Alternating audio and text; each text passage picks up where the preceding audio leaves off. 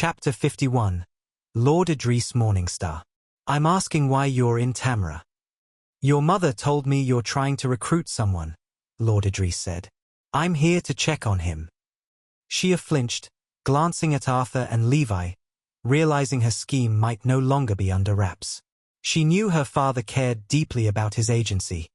No one was ever recruited without his approval. That ensured only daywalkers with great potential and dedication were brought in, keeping the agency's name untarnished. She thought he'd check on them during the assembly, as he should have been busy preparing for the upcoming major expedition. I brought him here to train, Shia said, pushing Arthur forward. Although he has SS potential, he's severely lacking in combat. He's never received any formal weapon training. I see, Lord Idris replied calmly. Come here, boy. Arthur had already been informed of the plan to secure a recommendation letter for his brother, and he had no intention of ruining it. He glanced once at Levi, then swiftly approached Lord Idris. Standing next to him, Arthur's towering figure was dwarfed for the first time in his life. Whoa, you're way bigger than on TV. What kind of gym workouts do you do? Arthur asked absent-mindedly, eyes filled with admiration. Levi and the others twitched at the disrespectful tone, but Lord Idris didn't take offense. In fact, he smiled in amusement. He could tell Arthur was a gym rat, just like he had been in his youth. Gym weights no longer work for me. I'm almost maxing out the gym too, Arthur said, eyes sparkling. What kind of weights do you use now? I want in. When it came to weightlifting, Arthur couldn't care less about the status or reputation of the person in front of him. He treated them like a fellow lifter. Lord Idris didn't mind Arthur's casualness. He was a strong believer in gym culture himself. Inside the gym, status meant nothing.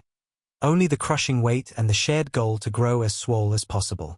Though he had left those days behind, the sentiment remained. For your age, you're quite big, Lord Idris admitted. But I doubt you can handle them. Bold assumption. I've never backed down from any weight in front of me. Arthur flexed his right bicep until the veins bulged, silently daring Lord Idris to underestimate him. Lord Idris smiled and threw his greatsword at Arthur's feet. Arthur looked down at it, and a sense of dread crept up his spine. It was understandable. The blade had sharp, shark-like teeth, and its body was crafted from thick black hide. Its handle was clearly molded to fit Lord Idris' massive hands. It was the epitome of a barbaric greatsword, made for slaying monsters. If you manage to lift it off the ground, I'll take you in as a trainee and supervise your growth personally for the assembly, Lord Idris offered. Really? Arthur exclaimed, ecstatic. Without hesitation, he grabbed the greatsword's handle with his right hand. A cold sensation coursed through his arm. Suddenly, a shark-like white eye popped open from the side of the handle, staring directly at him. Then the blade curled into a cold grin and taunted, "Don't drop me, kid." Arthur flinched, but steeled himself. He knew opportunities like this didn't come often. Joining the Blood Hunters Agency was one thing, but becoming Lord Idris' student, even if only for 2 months, was another. He could already envision the prospects waiting under his guidance. Alas, his dreams began to crumble as he failed to lift the greatsword again and again. He gave it everything he had, until his eyes turned bloodshot. But the greatsword didn't budge. It felt like trying to lift a truck. Arthur, give it up. He's messing with you. Fincho weighs more than a ton. Only freaks with my father's strength can lift him, Shia said, approaching with the others. Calling your dad a freak? How harsh. Lord Idris chuckled lightly. Unlike Madame Namer, Lord Idris might have seemed cold and stern, but he was actually a chill guy, if you ignored his obsession with eradicating every living Nightcrawler on the planet. A ton? And he swings it like it's nothing. Levi was still processing the remark, eyes fixed on Lord Idris' sealed scarlet spiritual aura. It was tightly contained within his mountainous frame. He couldn't fathom the level of strength needed to achieve such physical absurdity. But at the same time, it made perfect sense. Lord Idris was one of the few infamous high-ranker daywalkers of the enhancement specialization. It was far easier to gain recognition as an elemental or psyche specialist than through enhancement. Sensing Levi's gaze, Lord Idris shifted his attention from Arthur. Since his contracted Nightcrawler was summoned as a weapon, Lord Idris hadn't seen Levi in the Bridge of Darkness, and was unaware of his condition. Still, he picked up on Levi's blindness from his behavior, which piqued his interest. Noticing her father's interest, she quickly stepped in to keep control of the conversation. "This is Levi Larson, the big brother of that musclehead," she said, without hiding her praise. "Believe me, without his amazing spiritual vision, we'd have been buried in the harrowing forest." "Is that so?" Lord Idris sized Levi up. "It's an honor to meet you, sir," Levi said, bowing slightly with respect. He had been told by Ashkral that his spiritual aura would remain hidden unless it became too strong or he wanted it revealed. Still, the thought of Lord Idris figuring it out filled him with unease. Thankfully, it didn't seem like Lord Idris noticed anything. He withdrew his gaze and nodded with a faint smile. To possess such empowered spiritual vision at your age and without a contract, you have a bright future ahead of you. Are you also participating in the upcoming assembly? His compliment and question shocked everyone. Even Arthur froze mid-deadlift, glancing sideways. "Father, what are you talking about? How can someone blind become a daywalker?" Shia laughed awkwardly, trying to salvage the moment. If Levi showed interest in the assembly now, it would expose her entire scheme. If he lied and appeared later with their recommendation letter, things could end poorly. She'd rather be the one to take the hit for it. "Is that what you all think?" Lord Idris asked, scanning the room. Before Sergio or Jamal could respond, Arthur spoke with unfiltered conviction. "Not me. My big bro's going to be the greatest daywalker alive." "Eyes!" He scoffed. "They tried to weaken him, but it's not enough. Nothing will be." Arthur glanced at his brother, then down at the greatsword. He lowered into a squat, perfectly positioned. As his brother, I'll be right there by his side. "Rise!" Before anyone could stop him, Arthur gripped the handle with both hands and roared, channeling every fiber of strength into the lift. To everyone's shock, blood trickled from his nose, and his biceps bulged to the brink of tearing. Just as they were about to stop him from hurting himself, the greatsword moved. Only the hilt rose, barely 2 centimeters off the ground. Yet it stunned not just Shia, Sergio, or Jamal, but even Lord Idris and his Nightcrawler, Fincho. Only Levi wasn't surprised. He simply smiled proudly, watching his little brother with admiration. Thud! Arthur dropped the sword and stood still, back hunched, head lowered. Blood streamed from his nose. His eyes were as red as they could get. Slowly, he looked up, locking eyes with Lord Idris. In a raspy voice, he asked, "Does this count? Or should I try again?" "Again." Lord Idris's smile widened, then he broke into amused laughter. "A promise is a promise," he said, shaking his head. "It's passable, at most." Sergio and Jamal's hearts skipped a beat. Arthur was going to be personally trained by Lord Idris after a single meeting. They'd been in the agency for 2 years and didn't even get their names remembered. RUF** king kidding me? That was the only thought racing through their minds. "Shia, send him to HQ tomorrow morning," Lord Idris said, walking toward the door. As he passed Arthur, he made a small gesture and his greatsword flew back into his hand. He slammed it against his back, locking it into place without any harness. Just before leaving, he glanced back one final time and added casually, "Cute hair tips. Don't forget to give me a full report of your breakthrough." "Fine," Shia huffed, watching the door close behind him. Chapter 52, Family's Love. After Lord Idris left them be, Levi helped his brother sit up and clean himself. From the thunderous rhythm of Arthur's heart, he could tell just how much effort had gone into pulling that great sword. He had poured every ounce of strength into it, pushing well beyond his limits. "You did good," Levi praised. "I had to." Arthur gave a thumbs up with a foolish smile. He was about to expose us. At that, everyone raised an eyebrow in surprise. None of them had expected Arthur to be clever enough to deflect Lord Idris's probing like that. Still, it worked. Lord Idris had left without pushing further.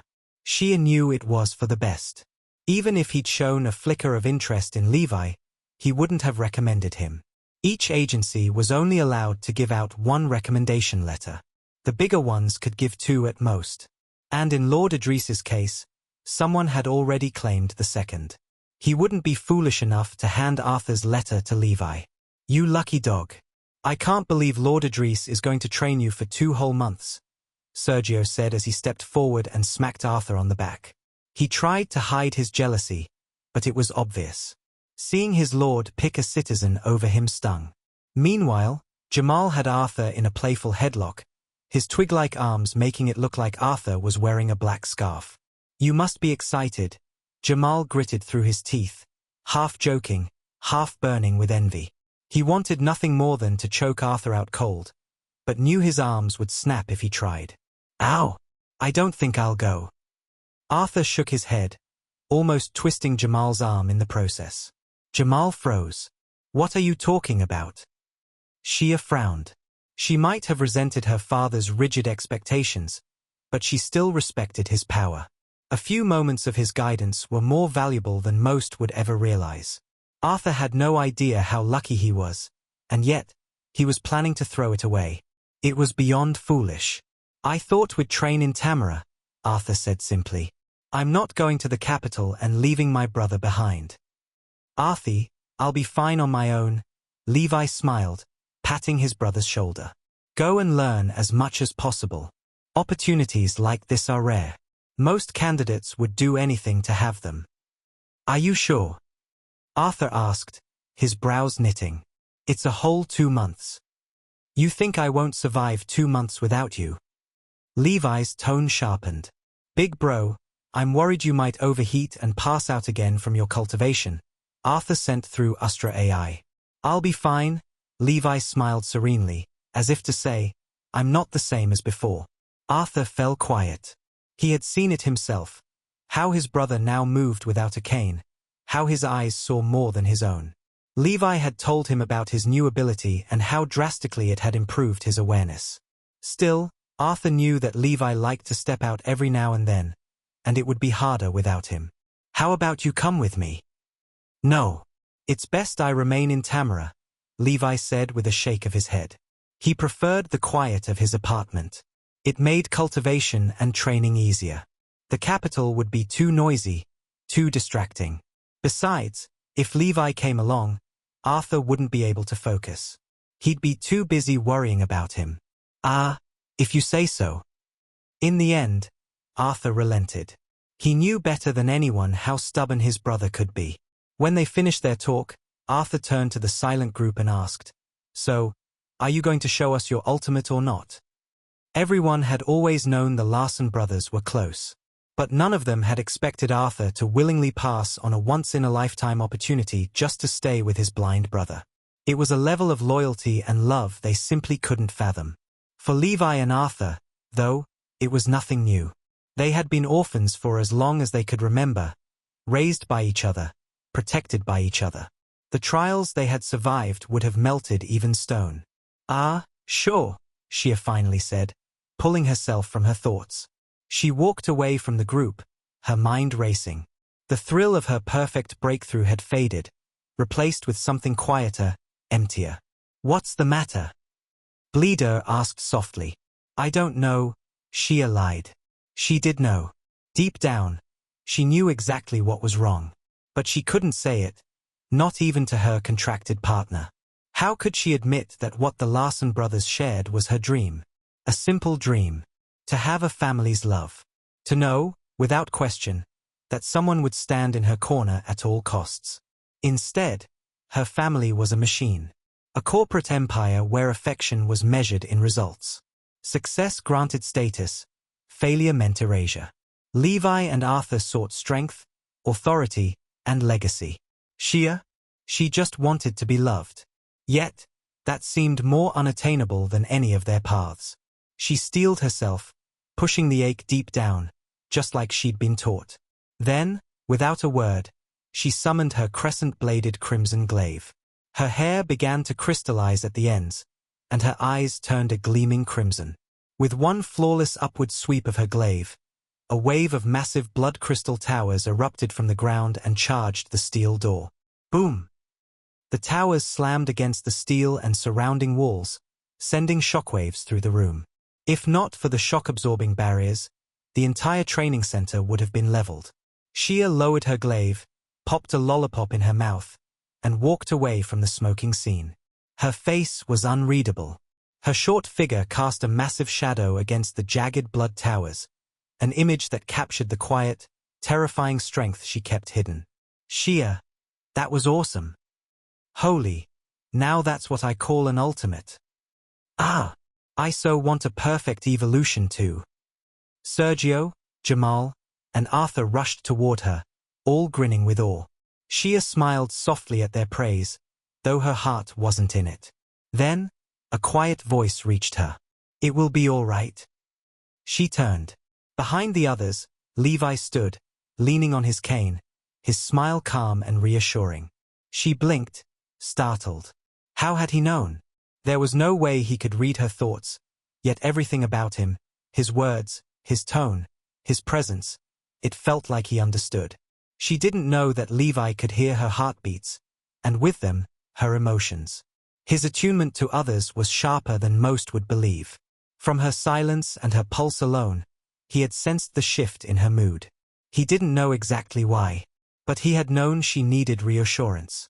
And he gave it. Shia stared for a long moment. Then she smiled, genuinely this time, and murmured, "Thank you."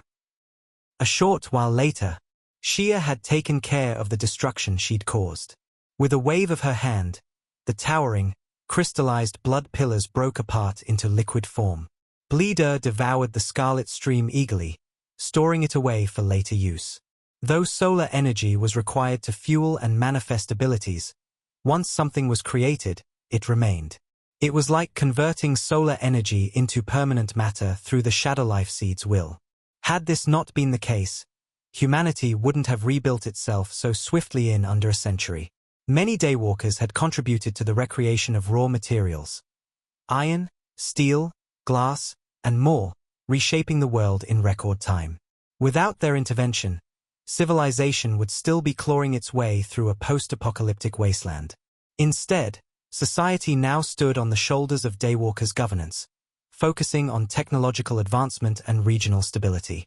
Of course, the emergence of the solar Aegis sanctuaries had played a pivotal role in this resurgence, but that was a conversation for another time. Once the training room returned to its usual state, Shia gathered everyone in front of a pristine wall of smooth silver steel. Then, with a calm command, she said, "Open up the arsenal." With a soft hiss, the bottom of the wall split open and slid back, revealing a brilliantly lit display of weapons, each one resting neatly on angled ledges. Swords, spears, gauntlets, rifles, bows, pistols, dozens of weapons, each gleaming with readiness. Since daywalkers could wield nearly any weapon type, most agencies ensured their training centers were stocked with everything imaginable.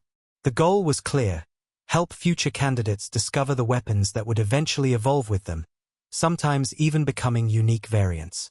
"Arthur," Shia began, turning to him with a serious look, "I know you're training under my father starting tomorrow, but it's best you choose your weapon before then."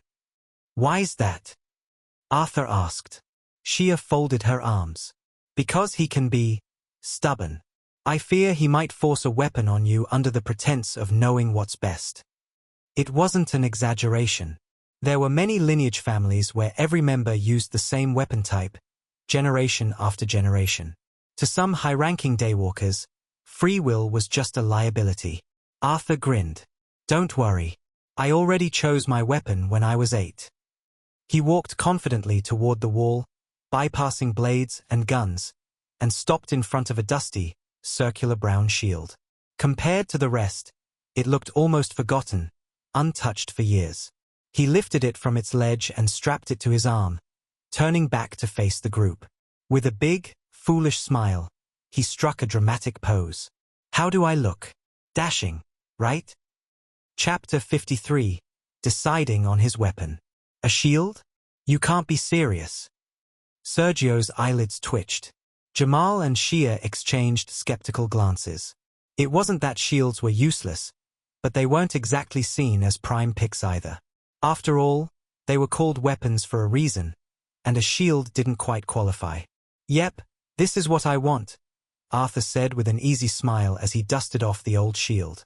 I've always dreamed of wielding a massive shield, protecting my family and friends behind it. Silence followed. Then someone blurted out what they were all thinking. Arthur, are you really going to base your future on a childhood dream? Everyone had once wanted to be a hero, to save the day, protect the innocent, and change the world. But most outgrew that fantasy, reshaping it into something more practical. Arthur, however, hadn't changed at all. It's best to give it up, Levi murmured with a smile. My brother chose his path a long time ago. Whether it's the best or not doesn't matter. It's his, and we should support him. He'd grown up watching Arthur pretend to be a superhero. Cardboard shield in hand, a painted mask over his eyes. Levi had always known this day would come. Even Lord Idris wouldn't be able to sway him. So be it, she sighed. A shield it is. Then she turned to Levi. What about you? Have you chosen your weapon? Not yet. Levi's tone was calm. I'd like to test a few if that's all right. Now that's what I like to hear. Shia led Levi back to the arsenal wall and began describing each weapon she thought he could use most effectively. To be honest, she said thoughtfully, tapping her chin, your condition makes things complicated. Most daywalkers with psyche specialization prefer ranged or abstract weapons that harness mental energy. But you can't really train with either right now. Levi nodded, fully aware of what she meant. His blindness made ranged weapons impractical. And the abstract weapons, crafted within the rooted plane and shaped by the psyche, weren't physical at all. Some looked like orbs, others instruments, even jewelry. Nothing he could train with in the physical world. Can I try a sword, staff, nunchucks, spear, glaive, and axe? He asked. I want to figure it out for myself. All right. Shia and the others gathered the requested weapons and laid them before him. All were dulled and sheathed, perfectly safe for practice. Thank you, Levi said, smiling. You can go help my brother now. This will take me a while.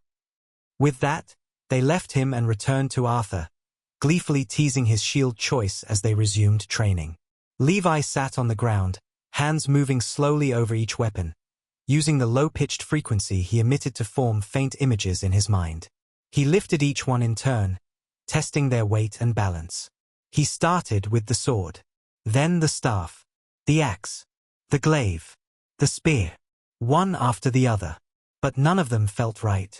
He stood and began swinging, moving with surprising smoothness for someone blind. Shia glanced over, eyebrows raised. Not bad, she murmured. His spatial awareness and balance are better than I expected. Still, she turned back to Arthur. Levi had made it clear, he wanted to figure it out alone. And if he wanted to join the assembly, he'd need to. Levi, meanwhile, was growing frustrated. The sword lacked audible reliability. It didn't make consistent contact with the ground. A huge problem for someone reliant on sound. Close-range weapons like nunchucks and daggers were manageable, but too risky for a blind fighter who couldn't gauge sudden distance shifts. The spear, staff, and polearm worked better. Their long shafts scraped or tapped the floor, giving him sound feedback. But they came with a problem too, the 2-second transformation rule. Ashkral had warned him about it, how that slight delay could be fatal in battle. Eventually, Levi sat down again, setting the weapons in front of him with a sigh. He watched the others train, watched how Arthur handled the shield, how the others flowed with their chosen weapons like they were extensions of their very souls. Why don't I have that? He wondered. Why doesn't anything feel like mine? He ran his fingers absently over his white cane, folding and unfolding it, feeling the light rattle of its chain. Then he froze. An idea struck him, wild and absurd. What if I made a weapon with the form of a cane, but the strength of a staff. His heart began to race. It was insane. Laughable, even. He could already hear the others mocking it like they had Arthur's shield. But for the first time in a long while, the thought felt right. It felt like his. Levi held the training staff in one hand, his white cane in the other, his mind spinning with the possibilities of merging the two. The problem with a staff is its rigid form, he thought. It can only become a spear, a polearm, nothing more. It lacks adaptability. But a cane? A cane doesn't have that problem. With a flick of his wrist, Levi folded his cane into 3 neat segments and instantly snapped it back into a rigid pole. That smooth transition, swift, silent, efficient, was thanks to a core chain mechanism running through its hollow frame. It was simple, but effective. And suddenly, Levi saw its potential in a whole new light. What if I crafted a real weapon with that same mechanism? A reinforced staff, hollow inside, chain-threaded, ready to shift on command. His thoughts ignited. I could turn it into a bladed whip, a flail, a spear, an axe, a polearm, nunchaku, a billy club, even a single-edged or double-edged scythe. Levi's face brightened with each passing idea. The possibilities weren't just numerous, they were overwhelming. No, he wouldn't wield every form at once. But having access to such a versatile, instantaneously adaptable arsenal? That was 1,000 times better than being shackled to a single weapon. And the best part? He already knew the cane. He'd trained with it for over a decade, not as a weapon, but as an extension of himself. Its length, its weight, its rhythm, they were already second nature. While others spent years bonding with a blade or staff, Levi had unknowingly mastered the most important part, comfort and control. For a daywalker, nothing mattered more than becoming one with your weapon. This is it. With a quiet, determined smirk, Levi picked up the staff for now and walked toward his friends. His decision was made. Sometime later, Levi and Arthur returned home after a grueling training session with their friends. At one point, Shia asked Levi about his weapon choice, but he simply replied that he had a good feeling about it and didn't elaborate. Shia and the others didn't press him for details. Instead, they jumped straight into the basics, introducing exercises tailored to their chosen weapons. The drills were tedious, repetitive, and dull. But neither Levi nor Arthur complained. Levi welcomed any chance to learn something new, while Arthur's only real weakness was anything involving books or theory. Once home, Arthur headed straight for the shower while Levi sat down and called for Ashkral through their mental link. "I've decided on my weapon. I want to craft it now," he said telepathically. "About damn time," Ashkral replied with a lazy yawn. After confirming the area was clear of intelligent Nightcrawlers, Ashkral emerged beside him. The moment he appeared, his notorious aura radiated outward like a wave of invisible fire. Most of the intelligent Nightcrawlers nearby immediately backed off, well aware of the threat he posed. In the past, Ashkral didn't care much if they harassed Levi, as long as they left him alone. But that had changed. Now, he'd made it clear. He didn't want them anywhere near Levi. And knowing he could erase them through the bridge of darkness was a warning they dared not ignore. "So, what have you decided on?" Ashkral asked. "I'll show you." In the ancestral rooted plane, Levi responded, eyes gleaming with quiet. Chapter 54, Testing the Concept. Levi sat in a meditative position and summoned his tattoo, pressing against the glowing crimson seed. Immediately, his consciousness was hijacked and thrown into the spiritual dimension of the seed. Even though Levi had seen it before, he couldn't help but gaze at the cosmic crimson tree in awe. Breathtaking as ever. He murmured, captivated, as he walked toward the already risen crafting platform. Facing the spinning crimson nonagon orb, Ashkral tucked his tiny wings on Levi's shoulder and asked again, "So?" Levi began explaining his vision and how he believed it would ensure a smooth transition between forms. Ashkral thought about it for a moment, then nodded. "Doesn't sound too bad." Levi's smile widened at the reassurance, knowing Ashkral's approval was the best stamp of quality he could ask for. Ashkral stepped inside the nonagon orb and gestured. Place your hand above the orb and imagine your desired weapon. The 9 senses seed will handle the rest. Levi did as instructed, envisioning a 1.5-meter black staff with a chain core mechanism running from end to end.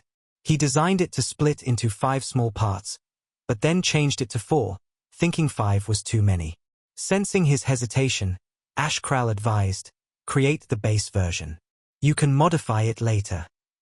Oh, I didn't know that was possible. Levi raised an eyebrow. He had read that once a weapon blueprint was submitted, there were no redos, no takebacks. It was final until they gained access to their awakened weapon. It's one of the seed's small perks. Now, make contact, Ashkral said, waving a wing dismissively. Levi focused on the weapon again and pushed his hand into the orb, touching Ashkral's wing. The moment contact was made, the crimson nonagon orb spun wildly and exploded in a blinding flash of light that lasted less than a second. When the light faded, Ashkral was gone. In his place stood a long, dark wooden staff. Levi gripped it at the center, feeling the rugged texture of the wood under his fingers. As he pulled it free from the orb, he noticed millions of tiny, engraved crimson inscriptions running along its surface. They were so finely etched, no one would notice unless they were as close as Levi. When he gave it a slight shake, he could feel the tension of the chains hidden within. Looks quite neat. Levi smiled in satisfaction and swung it behind his back. But when he brought it in front of his face, he got the scare of the day. The dreadful, crimson-slitted eye of Ashkral had emerged near the staff's edge. Go down and get a proper feel for it, Ashkral's voice echoed. As long as you don't leave the ancestral rooted plane, the weapon won't be crafted. Good to know. Levi landed softly on the still water below, sending ripples outward but never sinking. Let's try some of what I learned today. He gripped the staff from the bottom and began swinging it, up, down, left, right, getting a feel for its balance. He even performed a few simple tricks, like a child playing with a broomstick. While he was enjoying himself, a wide grin formed on the staff's surface. Then, without warning, the top part of the staff detached and smacked Levi square in the face. Ah! Levi dropped the staff and clutched his nose with a pained expression. Despite being in spiritual form, the pain felt entirely real, proof of the deep connection between body and soul. Looks like your concept works, Ashkral said solemnly, feigning ignorance. Asshole. I know that was you. Levi cursed while massaging his nose. I just wanted to check if the chain mechanism worked, Ashkral coughed. Levi ignored him and picked up the staff.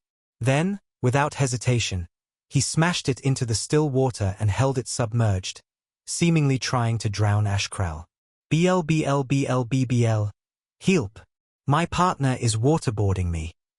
Came Ashkral's muffled cries from below, sounding like music to Levi's ears. Soon, the cries turned into chuckles, irritating Levi even more. He pulled the staff out, knowing full well he wasn't hurting Ashkral. For a being claiming to have lived for eons, you play 2F** king much. You know nothing, Ashkral laughed. Childlike joy is the key to longevity. Whatever you say. Levi didn't buy it.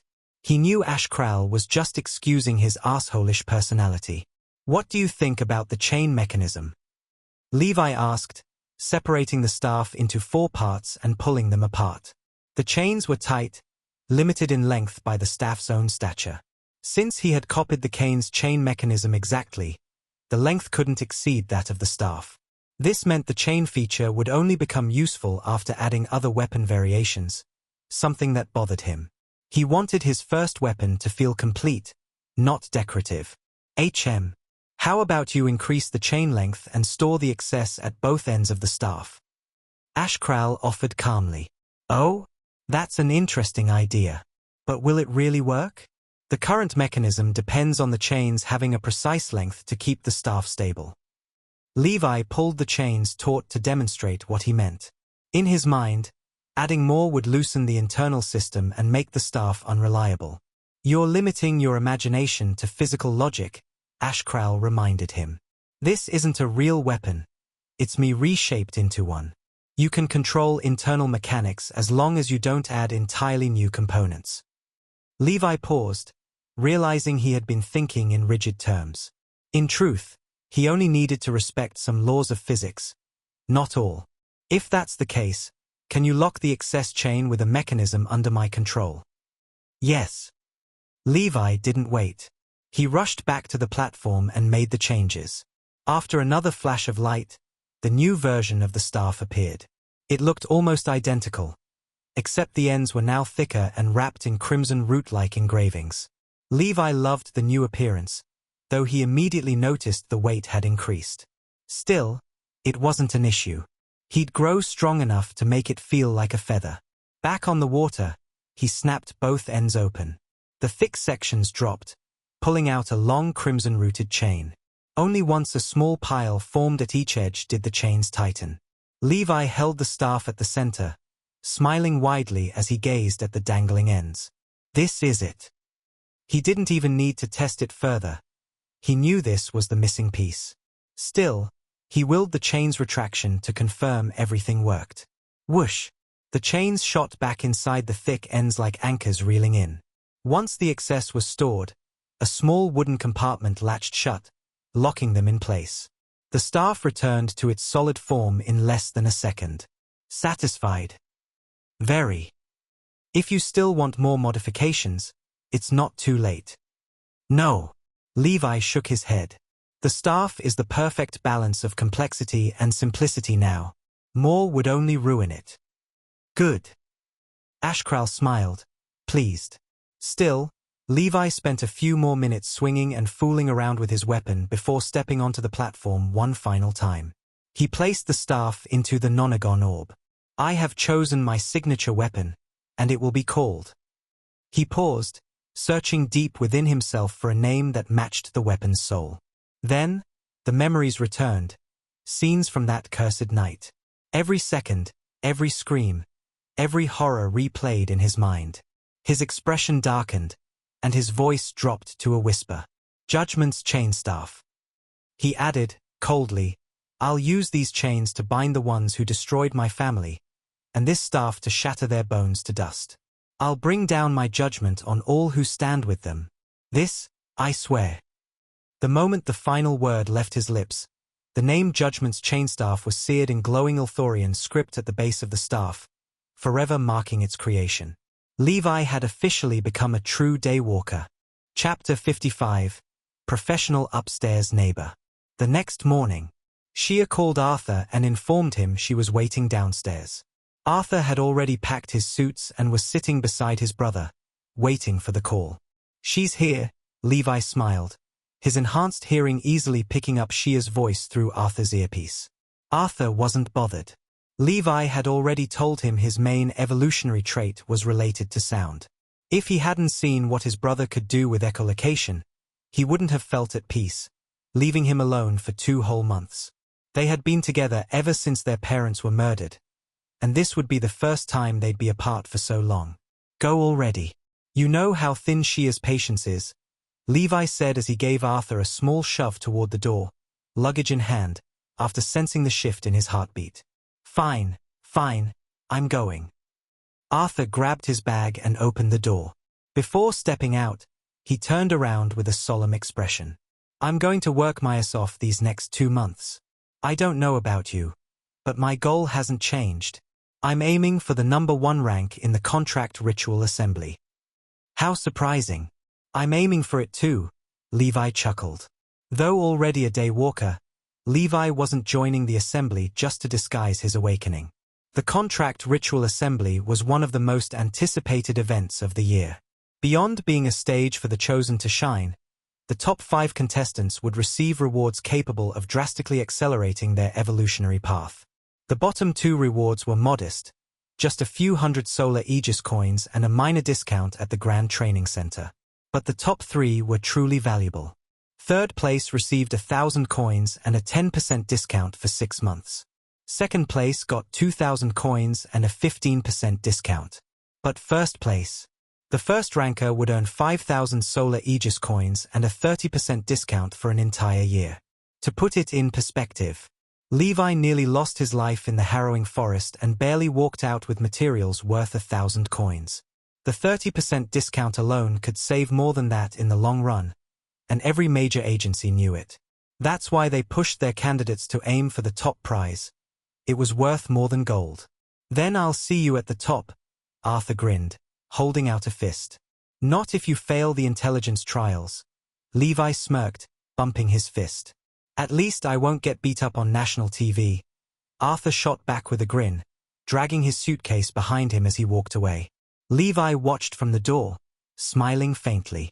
Though they constantly roasted each other, there was nothing he wished more than success for his younger brother. He knew Arthur was full of potential. Potential that only someone like Lord Idris could truly unlock. That's why he insisted Arthur go, knowing he'd come back 10 times stronger after 2 months apart. Levi stepped to the window and watched his brother's figure enter the car. Then they were off, heading for the capital. As the sound of the vehicle faded from his auditory field, Levi murmured to himself with a smirk, "We'll see who ends up doing the beating."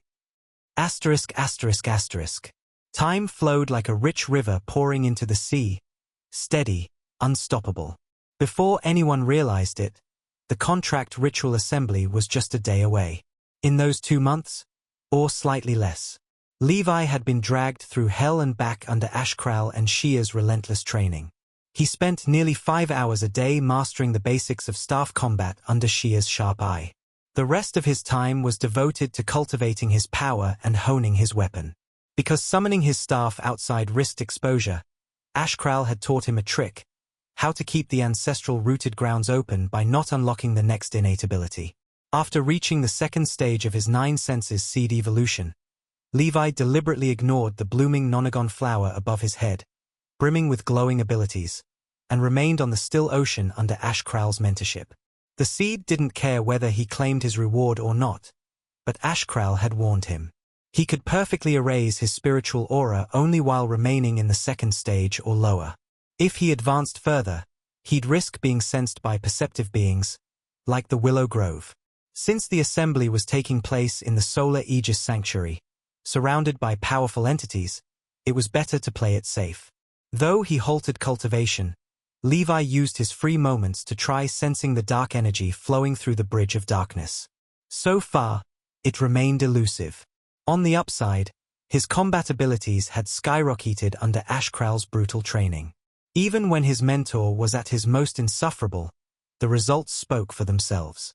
Now, Levi stood at the center of his apartment, clad only in his boxers, rehearsing a flowing combat form with a sleek black training staff. He had cleared out the furniture, turning the living room into his personal dojo. Ting! The staff tapped gently against the floor, but the sound shot through the room like a sonar pulse. Levi used the wave like a second set of eyes, sweeping the floor with a leg before launching into a spinning airborne kick. As he landed, he fired off another echolocation pulse to map out the space and continued his fluid motion. He knew echolocation consumed solar energy from his 9 senses seed. Just like everyone else, he had to pay for each use. The difference? His tank was enormous. The 9 senses seed was both a ravenous glutton and a monstrous reservoir, giving Levi room to burn energy like no one else in his rank. Even so, he knew the assembly would stretch across several days. He couldn't afford to waste power. He needed to learn how to use his energy wisely, to be precise. Without echolocation, he'd be fighting blind. Literally. Ha! Ting! Ho! Ting! Levi spun and moved with sharp, graceful power, his messy brown hair falling over his eyes. Under the morning rays of the holy light, his skin glistened with sweat. He looked almost like a superb bird of paradise performing a mating ritual, if that bird had abs and a battle staff. Too bad the only thing he attracted was the wrath of the neighbors 1 floor below. Thud! Thud! Thud! You noisy F***er. Stop jumping around. It's 5 in the morning, for God's sake. Levi paused mid-form, ears twitching at the muffled curses and the dull thud of a broomstick smacking the floor from the apartment below. I guess I've been a bit annoying this past month. He smiled apologetically as he sat down on the wooden floor, acknowledging the patience his neighbors had shown. By all accounts, He'd been a model nuisance, regularly practicing combat forms every night for weeks. Yet they'd rarely complained until now. Still, Levi suspected their silence came less from tolerance and more from fear. A blind man in their world was a ticking time bomb, one step away from becoming a sleepwalker. If it weren't for that stigma, they would have either complained in person or called the cops long ago. That was the quiet power of wearing an ankle monitor in this new society, a warning label people took very seriously. After a short rest, Levi headed to the shower. When he finished, he dressed in his usual clothes and emptied half his closet into a single large suitcase. He slid it to the side and moved on to breakfast, his motions smooth and ordinary, eerily so. No hesitation. No fumbling. No wasted movement. To a stranger watching, he didn't look blind at all. His head always turned toward what he was doing, like he could see it clearly. But this wasn't about pretending to be normal. Levi didn't care about blending in for vanity's sake. He simply wanted to avoid drawing attention during the upcoming recruitment phase. Faking sight was a survival tactic. He cooked a simple breakfast, omelette, buttered crispy toast, and a cup of minted tea, then stepped out onto the balcony with his plate and settled beside a small table. As he ate, a faint smile touched his lips. Above him, hundreds of monstrous creatures soared through the skies over the vibrant, wavy sprawl of the city. The noise, the scent of morning dew and steam, the sharp warmth of his tea, the chaotic skyline. It was all perfectly imperfect. "I'm gonna miss this peacefulness," Levi murmured, taking a small sip and savoring the view for just a while longer. Chapter 56. Heliodor's Capital. A couple of hours later, Levi was sitting on a train with Shia, heading toward the capital city. Sergio and Jamal couldn't stay with him every day. They still had their duties as agency combatants. Shia, on the other hand, was the daughter of the leader and the second-in-command. She operated under a different kind of privilege. After a short while, the train arrived at the station, where a personal chauffeur was already waiting. Levi wasn't surprised. Shia clearly enjoyed taking the train, even though she could have easily had someone drive her straight to the capital. "You're still planning on staying alone?" Shia asked as they got into the luxurious car. "Yes." Okay." Shia didn't pry. There was something in his expression that told her not to. She simply sent the address to the chauffeur, who merged into the sea of never-ending cars. Heliodor's capital was a pulsating heart of life, people, vehicles, towering buildings, agencies, daywalkers, everything. Overcrowded, yes, but held together by impressive infrastructure that maintained a fragile balance, unlike the chaos of the outer settlements. Glass skyscrapers stretched in every direction, built for corporations, lineage families, and private agency headquarters. But instead of heading deeper into the capital, the chauffeur took a detour toward the outskirts, to the suburban zones. Here, space was precious. There were no slums, no cheap homes. If someone couldn't afford to live in the capital, they settled outside it. Simple as that. Soon, the car pulled up in front of a gated residential block, about 100 modest apartments arranged in square buildings.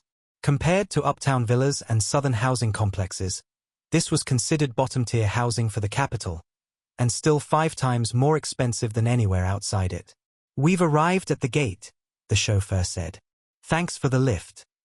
Levi gave a respectful nod and moved to step out. Shia gently caught his arm. "Want me to walk you to the apartment?" Levi shook his head, wearing a polite smile. "I've already stolen enough of your time. I don't dare ask for more." He knew Shia had more important things to do than spend 5 hours a day training him over the last 2 months. That she had done it anyway said a lot about her character. "Don't see it that way. It wasn't a waste. I had fun training you," Shia said with a grin. "I never imagined I'd train someone blind to be a daywalker, and not be disappointed by the results." "I'm glad," Levi chuckled. "If you really want to repay me, kick some ass in the assembly." Her eyes narrowed slightly. "Especially Mantis' little brother, Demetris. I heard he's signing up." "What did Mantis do to you?" Levi raised an eyebrow. "It's a long story, but I can't stand that prick," Shia clicked her tongue. His little brother's supposed to be one of the top rising talents in Sunstrike Agency. I doubt he's any better. Well, I'll see what I can do. No promises. Levi smiled wryly. He wasn't planning to carry out Shia's vendetta, but if Demetrius crossed his path, he wouldn't hesitate either. Take care. We'll be cheering you on tomorrow, Shia said with a playful smile, blowing him a soft kiss as she drove off, knowing full well he couldn't see it. Unbeknownst to her, Levi's sensitive ears picked up on the subtle gesture, and he couldn't help but chuckle as he walked into the residential complex. At the gate, his Neuralens device was scanned. As a previous resident, he was granted access without question. A few minutes later, Levi stood in front of his Uncle Rob's old apartment and knocked twice. No answer. He focused his hearing inside. Nothing. He pulled out a spare key and unlocked the door. Click. The second he opened it, a foul stench of alcohol and rotting trash assaulted his senses, forcing him to pinch his nose shut. What a mess. I should have come earlier to clean this up, Levi muttered, using his voice to send out a mapping pulse. In an instant, the apartment appeared in his mind, small, tight, filled with bags of trash and debris. But what made his expression sharpen was the sight of broken furniture. Sigh. I wish it had ended differently, he murmured as he stepped inside the wreckage and shut the door behind him. Levi rolled up his sleeves and got to work. This wasn't his uncle's place. Not really. It had belonged to his late parents, just like Tamara's apartment. Both were part of the modest inheritance he and Arthur received after their deaths. If Uncle Rob hadn't been such a gambling addict, their parents might have left him something, too. But they knew it would vanish in a casino faster than a heartbeat. Unfortunately, they hadn't anticipated dying early, leaving Rob as guardian of the children and trustee of their estate until Levi came of age, 16 years old, in the new society. To his credit, Rob had tried. Their deaths sobered him up, at least for a while. He cleaned himself up, took care of the boys, and spared no expense on Levi's eye surgeries. They had failed, but no one could say he didn't try. Still, the dildo of consequences rarely arrived lubed. Rob's gambling addiction came roaring back. The debts piled up. These weren't friendly loans or bank agreements. They were from sharks. And when they heard he had access to an inheritance, they came knocking. Rob turned to the boys, asking permission to sell some properties. Legally, he couldn't do it without their consent and court involvement. Levi was only 11, and naive. All he wanted was to save his uncle. So, he said yes. Properties were sold. Debts were paid. Everyone was happy. Wrong. Rob relapsed harder than ever. He started eyeing Levi's welfare checks. In this age, beating addiction was nearly impossible. Nightcrawlers were always around, always waiting to drag your guilt into your dreams. Levi didn't know if Rob had been manipulated, or if he'd just fallen apart on his own. He didn't care. At 15, Levi moved out with Arthur and relocated to Tamara's apartment. They knew staying would destroy them, and neither of their futures could afford that. Since then, they hadn't spoken to Rob or helped him financially, not until he truly cleaned up. He was a screw-up, but he was still family. They had a soft spot for him, especially after all he did in their darkest times. Sadly, when Levi tried to check up on him, Rob had already vanished. Calls went unanswered. No leads. No sightings. In this society, disappearing was easier than dying. Levi hoped it was the former. He didn't want to lose anyone else. But there wasn't much he could do to search for him. After a few grueling hours and the help of Astra AI, the apartment was clean. The trash was gone. The ruined furniture was removed. Levi clapped his hands once, twice, and used the sound waves to scan the space. Empty. Clean. "This'll do for now," he said quietly. Levi took a quick shower for the second time that day, and as he stepped out, he was greeted by the sight of a gigantic humanoid rhino heading straight toward him.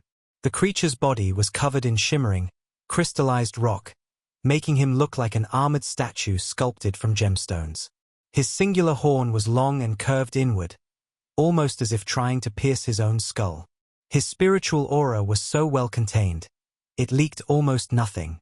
Levi narrowed his eyes, preparing himself for what he assumed would be more trouble. To his dumbfounded surprise. "Hello there, child," the rhino greeted with a polite smile. "Hello," Levi replied, waving awkwardly. "Would you be so kind as to direct me to this region's contract ritual assembly?" the rhino asked with a sheepish grin. "I'm truly terrible with directions." Levi pointed behind him in silence. "Ah, looks like I was on the right path. Greatly appreciated." The rhino gave a respectful nod and continued walking until he vanished from Levi's spiritual field of sight. Levi lowered his head in mild confusion. Doesn't he know he can use the contract serial number to access the assembly? Also, were Nightcrawlers always this polite? Recalling the torment he had endured at the hands of others like Ashkral, he couldn't help but chuckle dryly. "Well, would you look at that? I met a unicorn," Levi muttered, sighing. "Someone's going to be lucky to have him as a partner. Unlike me. I think I heard someone be asterisk thing." Chapter 57, The Recruitment Office. Out of nowhere, Ashkral's malicious voice echoed from behind Levi. When he turned around, he found the little creature flapping his tiny wings, his singular eye narrowed to the limit. "You heard wrong," Levi coughed, quickly changing the subject. "I only have half a day before the assembly. Do you think it's best to unlock the second ability now?" "You can, but I doubt you'll be able to use it," Ashkral replied lazily. "Don't forget, you ain't a day walker in their eyes, and it's best to keep it that way." Levi thought for a moment. Unlocking it now might help in emergencies, but then it hit him. He'd be fighting non-day walkers. Some of them might be tough, sure, but he was a day walker. Did he really need a second ability to handle civilians? That thought alone made him feel ashamed. "I'm already signed up, so I've got nothing to lose," Levi told himself, steeling his heart. "Echolocation is the only ability I need. If I still lose, it means I need to improve myself, not stack cheats." Ashkral simply smiled and said nothing. The next morning, Levi had finalized his preparations and eaten his breakfast. Without waiting for anyone, he left the apartment and headed straight to the recruitment center in a taxi. He carried only his smooth black metallic staff and a backpack filled with essentials. He had called Arthur the day before to check on him. Lord Idris still wasn't finished with his training, and Arthur had said they'd meet again at the assembly itself. Levi could only smile sympathetically, not even wanting to imagine the kind of hell his brother was being put through. After a 15-minute ride, the driver dropped him off near a massive crowd of people ranging in age from 14 to 26.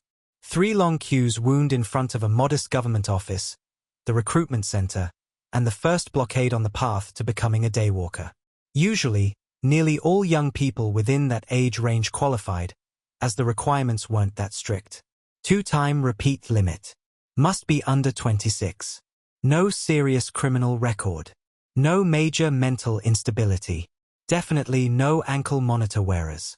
Simple conditions, meant to give most children a fair shot without needing connections or wealth. But for Levi, that last condition had always been a wall. As long as he wasn't a daywalker and remained blind, the ankle monitor wasn't coming off. That monitor made him ineligible. Until now. He focused his hearing, filtering out irrelevant sounds until he picked up a specific street noise behind the crowd.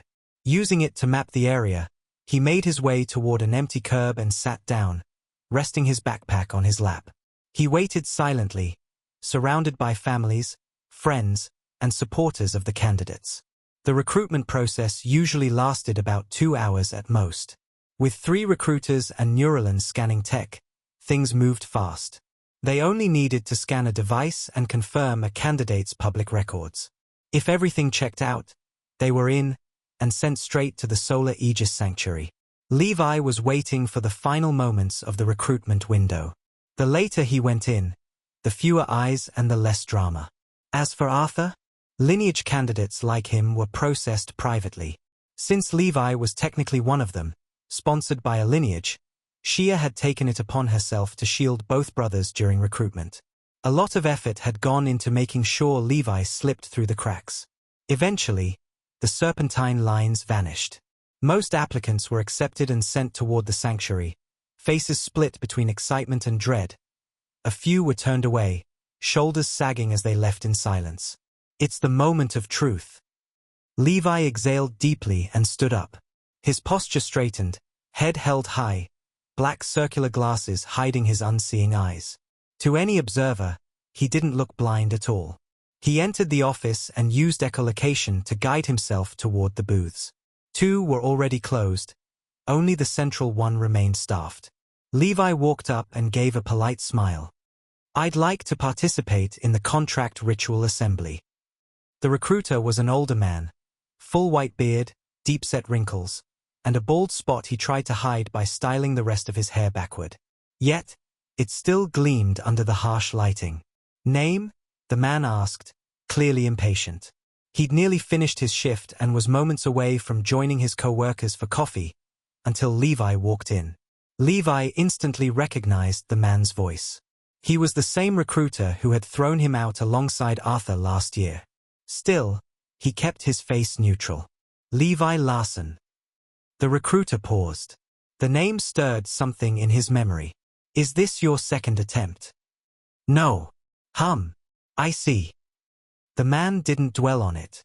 He dealt with hundreds of faces and names each year. They blurred together. But when he pulled up Levi's public record, his eyes widened. "It's you again. I knew I recognized you," the recruiter snapped. "Brat, haven't you wasted enough of my time last year? Why are you back again?" "You told me to come back with either a recommendation letter or a miracle that restored my sight," Levi said calmly. "Check your inbox." He forwarded an official file via Astra AI. The recruiter was already reaching for security when his screen lit up with a signed recommendation letter. At first, he assumed it was fake. But as he skimmed through the document and saw the Morningstar insignia, his jaw slackened. You got the Morningstars to sponsor you? You?" "Yes, me," Levi smiled faintly. "Got a problem with that?" No, I was just looking out for you," the man stammered, his tone shifting completely. "You don't know how brutal the trials can get. Someone like why?" "I'll stop you right there," Levi cut in smoothly. "I've got a signed letter, and I also have Shia Morningstar's number. If you've got a problem, I can call her. You can explain to her why her family's sponsored candidate didn't make it into the assembly on time." No need to bother Miss Shia with such things." The recruiter stood up, sweating, flustered. He quickly approved Levi's application and forwarded a copy to his inbox. Levi had Astra read it aloud, just to verify, then gave a nod and walked off toward the Solar Aegis Sanctuary. The recruiter stared after him, torn between calling the authorities or contacting someone inside the Morningstar family. A reward might be involved, or at least some clout. Then he sighed. Since the letter was legit, whatever happened next wasn't his problem. As a senior civil servant nearing retirement, he wasn't about to get involved in something that might jeopardize his pension. If someone in the Morningstar family had issued that letter, that was their business. Poking around would only get him in trouble. "I don't get paid enough for this crap." He shut down his booth and left to join his peers for coffee, not even mentioning what had just happened. Unbeknownst to either of them, the moment Levi's name was registered, a signal was sent to a very interested party. As expected, Shia really tried to pull a fast one on us, Lord Idris said with a sip of tea. He was seated at a small table on the rooftop garden, enjoying the sunlight with his wife. "If it weren't for your visit to Tamara, we wouldn't have known until it was too late," Madame Naima replied, a tinge of disappointment in her voice for her daughter. Sponsoring a blind candidate to appear on national TV? Their lineage's image would be humiliated. "I disagree," Lord Idris said, recalling his first meeting with Levi. The boy hadn't impressed him with action, but there was something else. A hunger, a fire, a quiet, dangerous potential. For people like him, disabilities aren't weaknesses. They're fuel, Idris said, smiling. "Let the boy compete. If he succeeds, great. If he fails, we still have Arthur. If we reject him now, We might lose them both. And public opinion? Naima asked, frowning. Darling, have you gotten too caught up in politics? Idris said with a shrug. Public opinion? Since when have we ever cared for that? Let them laugh. Our family will remain untouched. Our agency will stay at the top. Naima stared at her husband, then laughed softly. She realized she had, in fact, grown soft. Too many years behind a desk had dulled her edge. I think I'll be joining you on the next expedition, she said, a dangerous glint in her eyes. Time to warm up my blood again. Really? Ha ha. Now that's some good news. Lord Idris grinned, eyes gleaming with delight. Chapter 58. The Willow Grove.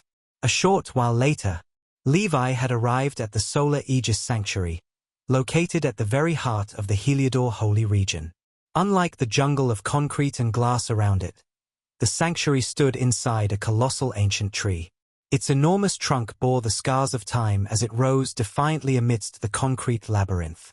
Though its size rivaled that of its neighboring skyscrapers, its massive brown branches reached outward like a forgotten divinity, twisting gently around steel and glass. It was as if the tree were a sentinel, growing with perfect awareness, never disturbing the structures around it. As for its leaves, they were nothing short of a masterpiece. Known as celestial crescents, they were unlike ordinary foliage. Each leaf resembled a crescent moon with a single elegant spiral unfurling from the stem. Under the sunlight, their surface shimmered with hues of gold, silver, and emerald, as if brushed by stardust. The Willow Grove, how I wish I could see you again. Levi murmured with a wistful smile, using the noise of the crowd to shape the tree in his mind. Despite his best efforts, Willow Grove's image returned hazy and chaotic. Sound waves could never capture its true, ancient beauty. He remembered sitting beneath the Savior's tree every Saturday, brought there by his parents. Arthur was always at his side, both of them laughing and running with other kids, untouched by the weight of the world. To Levi, the tree was sacred. It wasn't just a landmark. It was the reason the region still stood strong after more than a century. If the Heliodor region were a living body, the Willow Grove was its heart. And if that heart were to die, the heavenly light pillar protecting the city would flare in wrath and reduce everyone beneath it to ash in seconds. That's why the government enforced the 30% crystallized seed offering, the Savior's tax. Most daywalkers didn't complain, because they knew the grove's survival depended on it. As a dimensional entity from the upper realms, the Willow Grove couldn't feed on water or soil. At least, that's what every child was taught. Respect for the grove was etched into them from the moment they could speak. Now, a massive crowd had gathered at the base of the tree, or more specifically, at the threshold of the Solar Aegis Sanctuary. The sanctuary was the only entity allowed to occupy space inside the Willow Grove. Not even the government dared to challenge it. Around the world, the Solar Aegis Sanctuaries were revered. They were the only link to the Radiant entities. If they pulled back their divine pillars, the world would be left at the mercy of Nightcrawlers. If the government served the people, the sanctuaries were the royalty watching over them. Luckily, Heliodor's sanctuary and the local government got along well enough. The sanctuary allowed the state to host its biggest events here, in exchange for a hefty payment in crystallized seeds. Not cheap, but worth every drop. Levi moved past the throngs and ascended the wide white marble stairs leading to the enormous hollow entrance at the base of the grove. When he reached the guarded section where civilian sheriffs kept order, he was stopped at once.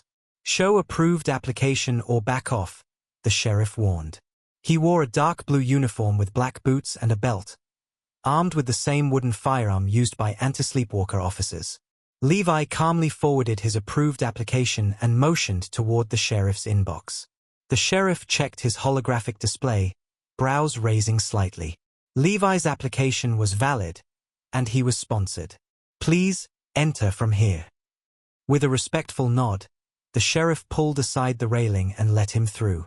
Levi climbed the circular staircase under the watchful gaze of the crowd. Good luck, boy. You got this. Make us proud and come back with a contract. We're rooting for you. Levi smiled faintly at the voices. For the first time, he felt what it was like to be truly supported.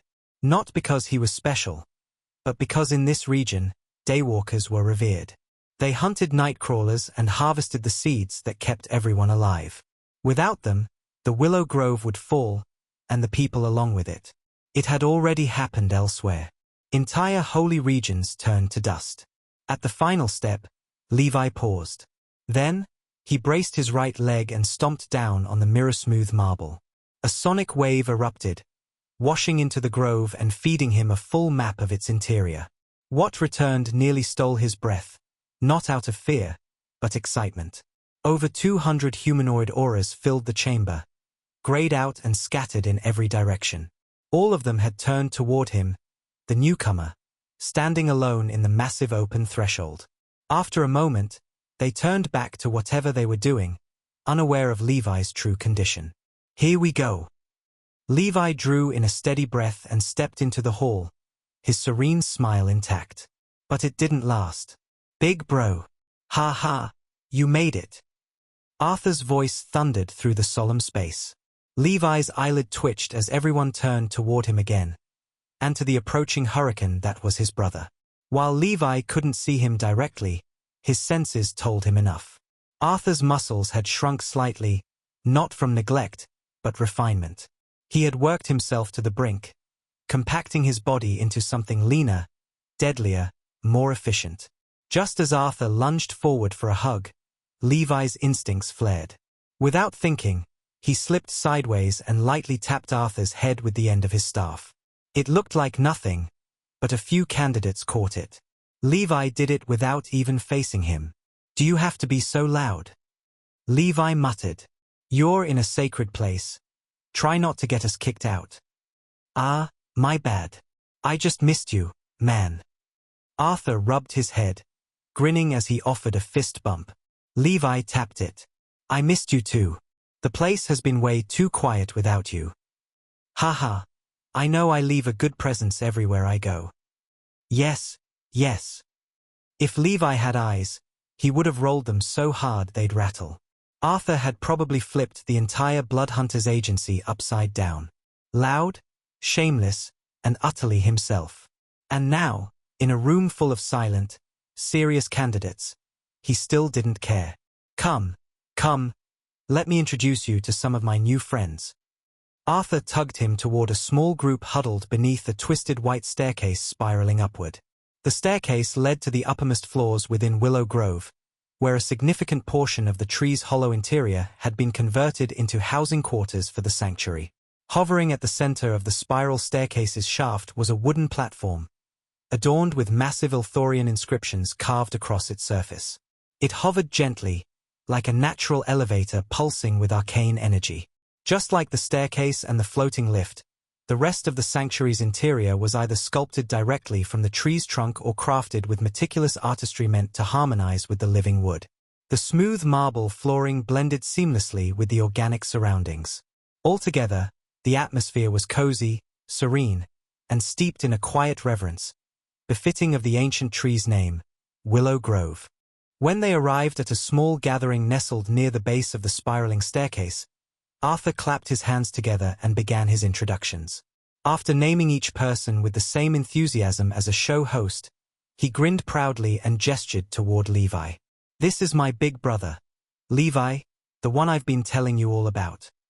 The trio before them consisted of 2 girls and 1 boy, each contract seeker with their own energy and presence. Hello, Levi greeted politely. Thank you for looking after my little brother. You're welcome. He's quite a handful, Melissa replied with a small laugh. She had the poise of someone who didn't mind being stared at. Tall and slender, Melissa had violet hair twisted into a bun and dramatic eyes lined with dark eyeliner. Her midnight lipstick matched her gothic ensemble. A black leather jacket, tight sliced jeans, and tall boots with silver skulls embedded on the sides. Her long black nails had tiny skulls painted on them as well. Melissa wasn't just a pretty face. She was the first candidate sponsored under the Bloodhunters agency. That alone placed her potential near the top, as the Morningstar family wasn't known for wasting investments. With how much Arthur kept hyping up his big brother, I figured you'd be twice his size, joked the boy, Ryan, extending a friendly handshake. Glad you're not. One of him is more than enough. You're right, one of me is enough, Arthur smirked, flexing his muscles like a proud beast, drawing uneasy glances from nearby candidates. Just because they had made it here didn't mean success was guaranteed. Some were on their second and final attempt. Others had shown up just for the experience. Nightcrawlers were highly selective about their partners. They weren't looking for sympathy. They were looking for survivors. That's why the contract ritual assembly stretched across multiple days. Time was needed to test each candidate thoroughly, inside and out. You're Shia's little cousin, right? Levi asked as he shook Ryan's hand. Arthur had kept Levi updated even while locked in the agency. He'd already told him about befriending a Morningstar cousin, a thrill-seeking relative named Ryan. Though he didn't carry a recommendation letter, he didn't need one. He was family. The letters were meant for the unconnected, the orphans, the exiles, not heirs. Yep, I've heard all about your trip to the harrowing forest. Ryan nodded, clearly impressed. Exploring the wastelands without being daywalkers? Man, your balls must be made of titanium. You know we almost died, right? Yep. And that must have made you feel so alive. I'm so jealous. Ryan clutched his chest dramatically as if restraining an outburst of emotion. Levi raised a brow, unimpressed. Why do weirdos always surround me? Ryan looked like a spindly street rat, long-legged, underfed, but his energy was pure fire. A red-haired Morningstar through and through, with a faded undercut, curly top, and sharp golden amber eyes that didn't seem to blink often. His skin was light brown and dusted with a few freckles across the nose. His outfit screamed chaos. Neon-trimmed tech pants, a sleeveless combat vest glowing with red circuitry, fingerless gloves, high-speed boots with shock absorbers, and to top it off, a cropped black hoodie torn at the edges. The look wasn't designed, it was survived in. He radiated the kind of adrenaline that made people flinch without knowing why. Ryan, that's enough. You're scaring our new friend. A soft, tranquil voice cut in. Levi turned instinctively, picking up a humanoid figure in his echolocation. Bald, robed, serene. Namast, I am Huda Omari, but you can call me Monk Jojo. She clasped her palms together and offered a graceful bow. Her scalp gleamed under the sun. It was so perfectly smooth and shiny that it reflected a beam of light across the chamber, temporarily blinding someone on the other side of the hall. It's you. Levi muttered under his breath, recalling the girl Arthur had once told him about. The one he scammed at the gym. Well, not technically scammed. She had offered to pay him 1,000 lumens for a session. You remember her, big bro? Arthur grinned, oblivious to social grace. The one from the gym with the weird exercises. I spotted her earlier and added her to the squad. Levi prepared to scold him for being blunt, but Jojo beat him to it. Her smile vanished. Says the gorilla who broke 5 machines in under 3 months. If the manager weren't terrified of you, you'd have been banned long ago. At least I'm not the gym's laughingstock. Arthur shot back while pulling weird moves. Namast, higher. Namast, higher. Jojo noticed everyone staring, some chuckling. But instead of retreating, she doubled down, mocking Arthur with exaggerated muscle poses and dumb flexing faces. Ah, look at my triceps. Ha, my musculares grow bigger. Ha ha. With her bald head gleaming and her monk robes fluttering, she looked like a deranged bodybuilder in cosplay. It should have been enough to shut Arthur up. But no. He was just as childish. Namast. Ho. Namast punch. My back. So wide you can eat on it. Just like that, the serious, composed image Levi had projected at the entrance shattered completely. The group had earned its label. They were that crowd. Levi's face went blank. It's my fault for leaving him alone, my fault. Beside him, Melissa and Ryan attempted damage control, trying to separate the two clowns before things escalated further. It had only taken a few minutes for them to be branded the weirdos of the gathering. But as Levi stood there, listening to their nonsense, he found himself chuckling quietly, recalling that he was a blind boy desiring to become a daywalker. I'm just as weird as them. Maybe even worse. Birds of the same feather do flock together. Who would have guessed? Chapter 59, Instructor Seraphis. What's with the ruckus? A robust, stern voice boomed from above, immediately silencing the hall. All eyes turned upward, locking onto a well-toned man in his mid-50s descending atop the wooden platform. He wore a weathered ceremonial daywalker grey coat and an old sun sigil amulet that dangled at his belt. His arms were crossed over his broad, muscular chest. Though his clothes were worn, he had clearly taken care of his appearance. Golden hair streaked with silver tied back in a low ponytail, and piercing ocean blue eyes that froze every candidate in place. No one even dared to breathe. Shit! This year's instructor is Sir Seraphis. Quick, stand straight and don't say a word. Ryan hissed under his breath, snapping into rigid posture like a fresh recruit meeting his drill sergeant. Arthur and Jojo dropped their antics instantly and followed suit. Who is he? Levi asked quietly, his focus locked on the wild fluctuations of the man's spiritual aura. Though Levi couldn't see his contracted Nightcrawler, just like every other daywalker present, he wasn't surprised. He already knew that Nightcrawlers couldn't enter Willow Grove's spiritual bridge. They were only allowed inside in their physical form or the form of their weapon. That's Seraphis Vane, Ryan muttered. Meanest and toughest instructor at the center. He treats being a daywalker like it's some divine oath, and he uses the assembly to filter out everyone he deems unworthy. Oh! Levi frowned slightly. He already understood that each assembly changed depending on the instructor and that they were given some freedom to run their own version. Still, he hadn't anticipated this kind of bad luck. I heard that in his last rendition, only 7 contract seekers made it to the final trial, Melissa added. Though all 7 were signed, so his success rate was 100%. I see. Levi's expression tightened. That ain't good. He had braced for resistance from instructors due to his blindness, but falling under the supervision of this man felt like the universe playing a cruel joke. Above, Instructor Seraphis arrived on the first floor, stepping off the platform and walking toward the wooden railing. He leaned over it, arms resting lightly, eyes scanning the sea of candidates below. Silence blanketed the chamber. No one met his gaze. All heads remained bowed. I don't care if you were sponsored by the top 4 agencies or came out of lineage families' vaginas. Seraphis said coldly. The moment you stepped inside Willow Grove, your lives are now mine. Am I understood? Yes, sir. The entire hall answered in unison, loud and firm. Seraphis clicked his tongue, clearly hoping someone would slip up so he could set an example. But no one did. He moved on with a sharp nod. I am Instructor Seraphis Vane, and I've been appointed as this year's Assembly Overseer, thanks to the garbage that's been spewing from these sacred grounds in recent years. His smile was colder than frost.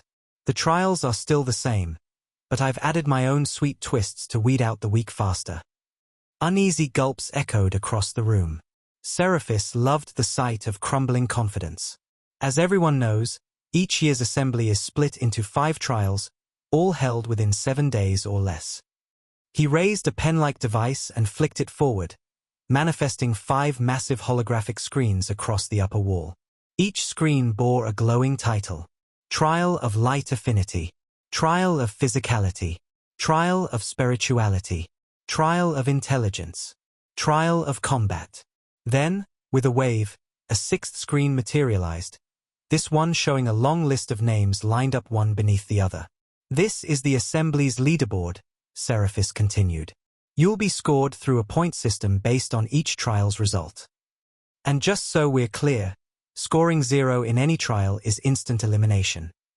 A wave of anxiety rippled through the candidates.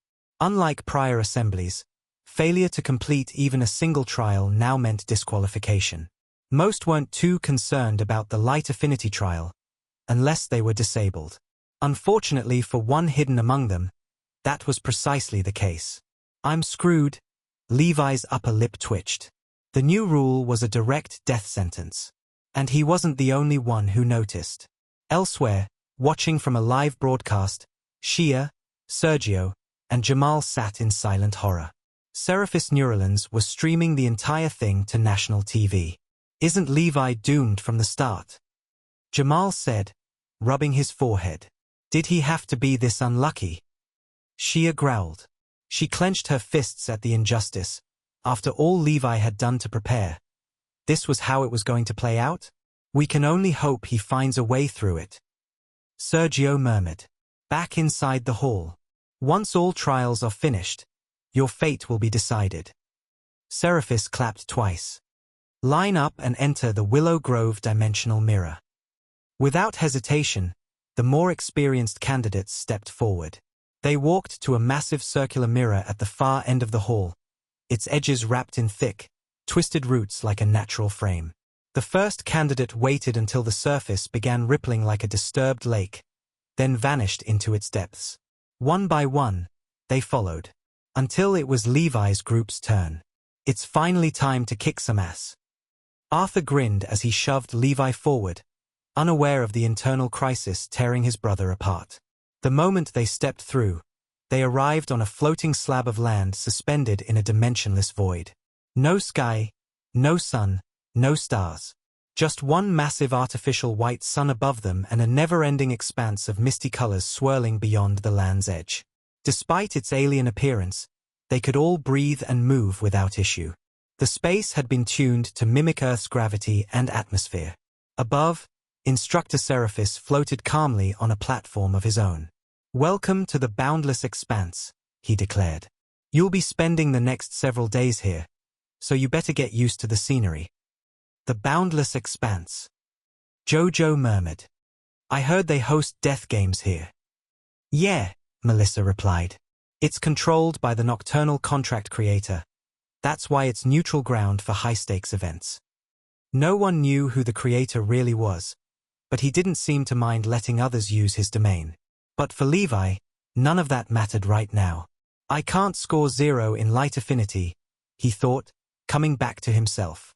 That's the only one I can't pass. He knew exactly what the trial tested. The candidate's resistance to blinding divine light, a pure ocular test. And Levi didn't even have eyes. He had accepted this before joining, thinking he could make up for it in other trials. But this new rule, this timing. I just need time. Just one trial. Just one to prove my worth. Then, his heart sank. Seraphis announced, since talent is primarily the decider of a daywalker's growth, we'll begin with the trial of light affinity, to dig out the gems from the rocks. Then we can work on body, spirit, intelligence, and combat. Levi stood there, utterly speechless. Is something wrong?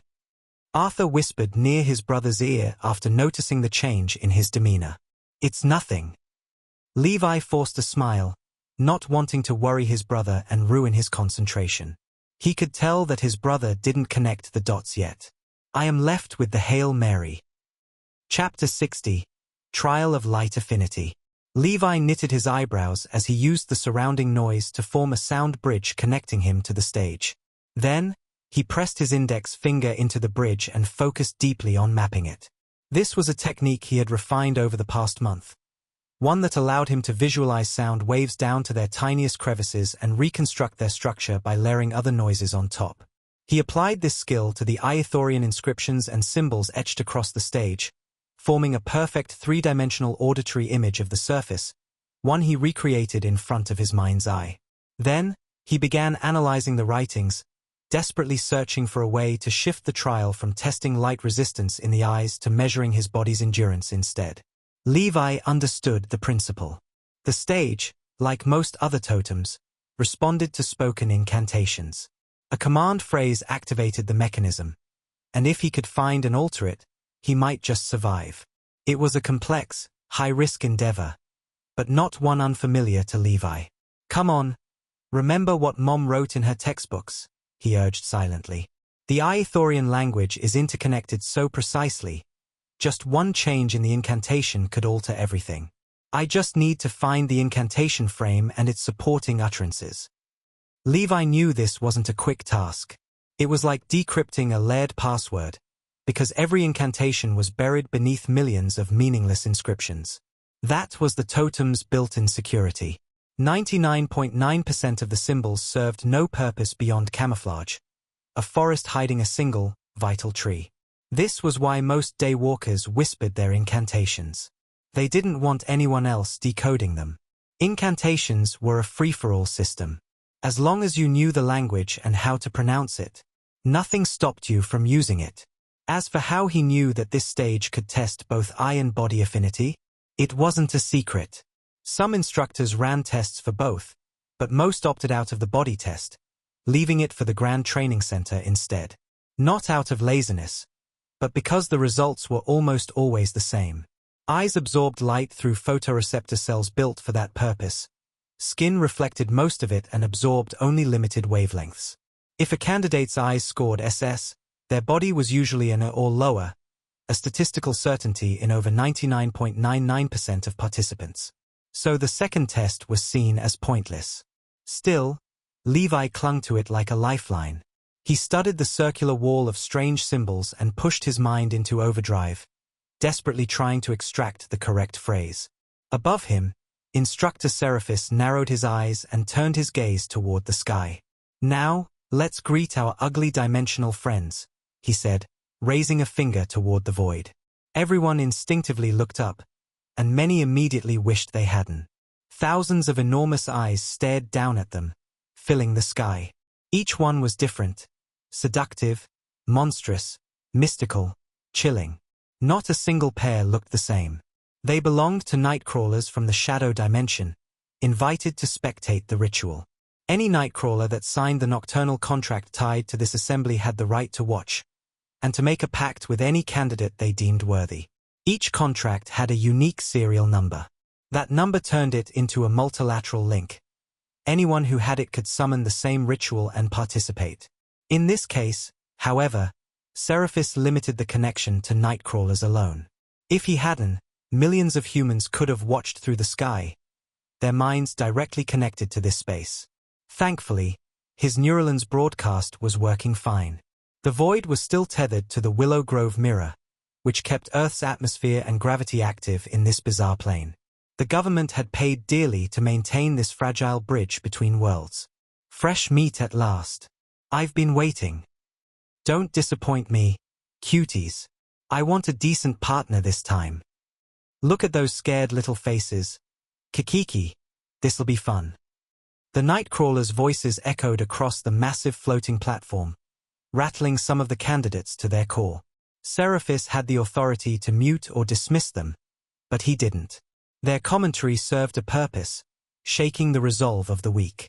"Once you hear your name, step forward and stand on the luminance right," Seraphis commanded, clapping twice. The crusty white marble trembled, then cracked open to form a staircase, rising 10 meters high and leading to a circular stage, the luminance right. It was carved with Ithorian symbols and arcane inscriptions. Seraphis hadn't used his powers to forge it. Authority over this space was his by right, gifted through the nocturnal contract and its mysterious creator. In this dimension, for the next 7 days, he was a deity. Neura Blackthorn. A stunning, lightly tanned girl began her ascent. Her curvy figure moved like a jungle cat. Her plump lips curled into a confident smirk as she looked up at the sky full of monstrous eyes. She wore a black latex suit that hugged her form. Twin daggers rested in sheaths at her waist. Every step she took, she made sure her hips swayed, drawing the boys' attention. Most of the girls looked less than amused. Ryan, predictably, looked like he was about to drool. "Don't even think about it," Melissa warned flatly. "She's a siren." "Oh? How so?" Arthur blinked, clearly confused. "She's the daughter of the Midnight Slayer's second-in-command," Levi said calmly. "And probably their top prospect in a decade. The Blackthorn lineage started training her at age 3. "Wait, the assassination family?" Arthur asked, eyebrows rising. Even Arthur, who hadn't studied their competition deeply, had heard about the Blackthorns. They were feared across every holy region, known for assassinating rogue sleepwalkers and fallen daywalkers alike. The Midnight Slayer's agency was built on their blood. If the Morning Stars were battlefield hyenas, the Blackthorns were silent owls, deadliest when the world slept. Unstage, Nura reached the top, posed with a hand on her hip, and toyed with her long, braided black hair. Lift your head and stare at the artificial sun. No blinking, Seraphis ordered. Okie tilde, she replied, voice sweet and melodious. She obeyed instantly, staring at the blinding light without flinching. 5 seconds, 10, 30. The symbols on the stage began to glow with each passing milestone, drawing gasps from the crowd and Nightcrawlers alike. Finally, she blinked past 35 seconds. Without delay, she pulled out a wooden bottle and applied eye drops. Then she whispered an incantation. 1 drop, 1 blink, the burn will sink. Her eyes pulsed once, and the irritation vanished like morning fog. Nura Blackthorn, 35 seconds. Light Affinity Grade, SS. Score, 150 points, Seraphis announced with a rare hint of satisfaction. You carry your mother's torch well. Thank you. You may step down. As you wish. Instead of walking down, she drew her daggers and leapt. Mid-air, she stabbed one dagger into the wall beside the staircase, using it to slow her descent in a controlled slide. Just before hitting the ground, she kicked off the wall and flipped, landing like a panther. No one said a word. She didn't look like a contract seeker. She looked like a daywalker already. She's a real superhuman, Levi admitted, staring at her graceful gray aura. Ashkral wasn't kidding when he warned him about monsters in this assembly. She was the complete package: talent, preparation, resources, and unrelenting will. Levi might have trained for 2 months. She had trained her entire life. And of course, the Nightcrawlers were enchanted. Now that's a partner. She's mine. Back off. I called dibs. SS Light Affinity and Elite Flexibility? If only she didn't use daggers. Even among the candidates, she was drawing admiration, envy, and desire in equal measure. But the mood quickly soured. After Nura's dazzling performance, more than 50 candidates stepped onto the stage, and none of them came close to matching her score.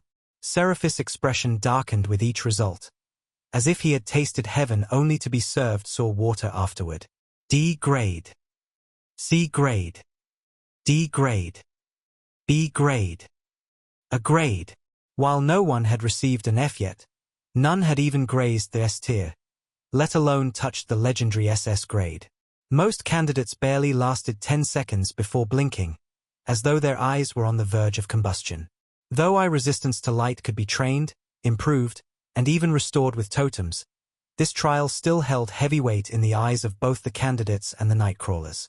Because if someone could last more than 30 seconds without blinking, it meant they had the potential to cultivate for extended hours each day when given the right resources. Unlike the others, who would burn out within moments.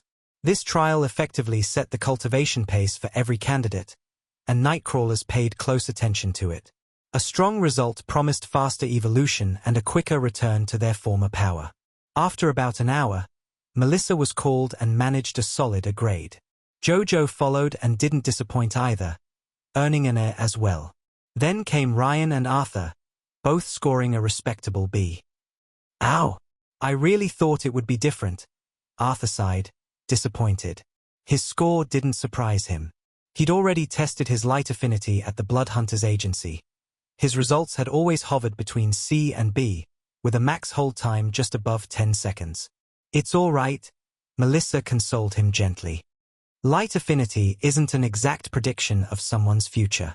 Your pace might be slow at first, but once your eyes adapt to cultivation, you'll take off. I do hope so, Arthur muttered, glancing at his placement on the leaderboard. Rank 88, right in the middle of the pack. Meanwhile, Levi had completely shut out the world. He filtered out every sound that wasn't Instructor Seraphis, rendering himself deaf to the crowd and blind to everything else. It was the deepest focus he could achieve, an optimal state for decoding the hidden incantation behind the luminance rite. And he was close, almost at the breakthrough, until a sharp voice cut through the air and struck him like a hammer. Levi Larson, step forth. His heart skipped a beat, but his face showed nothing, no panic, no hesitation. He simply turned and walked through the parted crowd toward the staircase. Why do I feel like he's going to score the highest out of our group?